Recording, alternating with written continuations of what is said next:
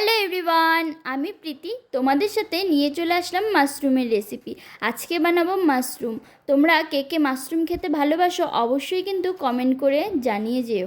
তারপরে আমি মাশরুমটাকে খুব সুন্দর করে ধুয়ে নিয়েছি, আর এখানে কেটে নিয়েছি পেঁয়াজ, টমেটো আর আলুগুলোকে খুব সুন্দর করে কেটে নিয়েছি ছোট ছোট করে, ডুমডুম করে। তারপরে এটাকে লাল লাল করে ভেজে নেব আলুটা।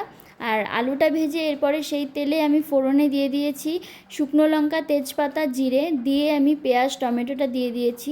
আর পেঁয়াজ টমেটোটা সফট হওয়ার জন্য আমি এর মধ্যে নুন আর হলুদ গুঁড়ো ইউজ করলাম। এটাকে দিয়ে খুব সুন্দর করে পেঁয়াজটাকে লাল লাল করে ভেজে নিতে হবে। তারপরে আমি এখানে বাটাতে ইউজ করেছি আদা, রসুন, কাঁচা লঙ্কা।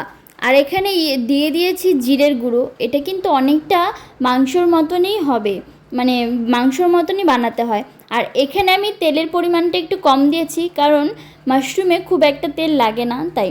আর এখন দেখতে পাচ্ছ সেই ভাজা আলুগুলো আর মাশরুমগুলো একসাথে দিয়ে আমি বেশ কিছুক্ষণ নেড়েচেড়ে এখন 5 মিনিটের মতন ঢেকে দিব।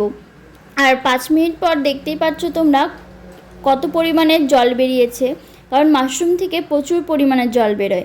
এই জল দিয়েই আমি রান্না করে নেব। তোমরা চাইলে এখানে জলে ইউজ করতে পারো, আমি কিন্তু জল ইউজ করিনি, একদম এটা কষা কষাই বানিয়েছি। কেমন হয়েছে অবশ্যই কিন্তু কমেন্ট করে জানিও। আসছি পরের ভিডিওতে।